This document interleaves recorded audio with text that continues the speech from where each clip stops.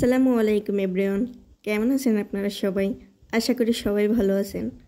আবারও চলে আসলাম নতুন একটি ভিডিও নিয়ে আপনাদের মাঝে। তো আজকে আমি এখানে রান্না করব ডিম দিয়ে ওল। ওলের রেসিপি আমি এর আগেও আপনাদের সাথে শেয়ার করেছি। তো আজকে আমি পুরো রেসিপিটাই আপনাদের সাথে শেয়ার করব। তো আমি প্রথমে ওলটা কেটে নিলাম। ওলটা আমি কেটে নিয়ে ধুয়ে নিব। এখানে আমি কয়েকবার পানি পাল্টে এটি ধুয়ে নেব। তারপর আমি যেহেতু ডিম দিয়ে ওল রান্না করব, তাই ডিম সিদ্ধ করতে বসিয়ে দিলাম। আমি এখানে 4টে ডিম দিয়ে ওল রান্নার রেসিপিটা সম্পন্ন করব। তো প্রথমেই আমি ডিম সিদ্ধ দিতে বসালাম। এখানে একটি ডিম ফেটে গিয়েছে। আমি সেটা খেয়াল করে নিই, পরে দেখি যে ডিমটা ফেটে একবারে পানির সাথে মিশে গেছে। তো পরে আমার ডিম সিদ্ধ হয়ে গেলে আমি ডিমের খোসা ছাড়িয়ে নিলাম। ডিমের খোসা ছাড়িয়ে ভালোভাবে ধুয়ে নিয়ে আমি পাতিলে তেল বসিয়ে ডিমগুলো ভাজি করে নেব। ডিমগুলো এপিট ওপিট লাল করে ভেজে নেব। তা প্রথমেই ডিম তেলের ভিতরে দিয়ে দিলাম। তারপর আমি এখানে লবণ ও হলুদের গুঁড়া দিয়ে দিলাম। লবণ ও হলুদের গুঁড়া দিয়ে আমি এপিট ওপিট করে লাল লাল করে ভেজে নিলাম। এ পর্যায়ে দেখতে পাচ্ছেন আমার ডিম ভাজি করা শেষ। আমি ডিম 3টে উঠিয়ে নেব। ওই তেলের ভিতরেই আমি দিয়ে দেব বেটে রাখা পেঁয়াজ। যেহেতু এই তেলে আমি ডিম ভাজি করেছি, তাই তেলটা অনেক গরম হয়ে গিয়েছিল। তাই এর ভিতরে পেঁয়াজ দেওয়ার সাথে সাথে এটি লাল হয়ে গেছে।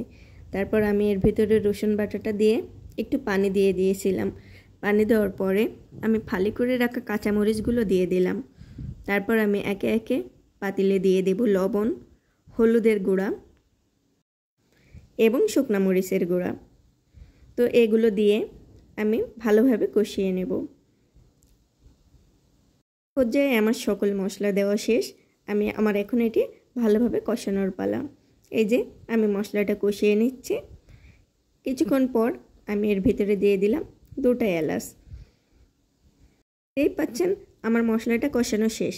তারপর আমি এর ভিতরে দিয়ে দিলাম আগে থেকে ধুয়ে রেখে দেওয়া ওলগুলো। এখানে আমি 1 কেজি মতো ওল ব্যবহার করেছি।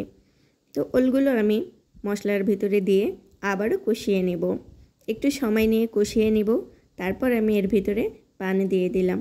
এখানে কিন্তু আমি ঠান্ডা পানিটাই ব্যবহার করেছি। তারপরে আমি ঢাকনা দিয়ে ঢেকে দেব। প্রায় 20 মিনিট মতো জাল করেছি। প্রায় 20 মিনিট মতো জাল করার পর ওলগুলো প্রায় 95% পর্যন্ত সিদ্ধ হয়ে গেছে। এবার আমি এর ভিতরে আগে থেকে ভেজে রাখা ডিমগুলো দিয়ে দিব। তারপর একে একে দিয়ে দিব জিরার গুঁড়ো এবং গরম মশলার গুঁড়ো। আর কিন্তু আমার এখানে কোনো কাজ নেই। এবার আমি শুধু একটা বলও কুটিয়ে নিব। এ পর্যায়ে কিন্তু আমার রান্না করা শেষ। আমার রান্নাটি কেমন হয়েছে জানাতে কিন্তু ভুলবেন না। এর মতো বিদায় নিচ্ছি। দেখা হবে অন্য কোনো ভিডিওতে। Bye bye.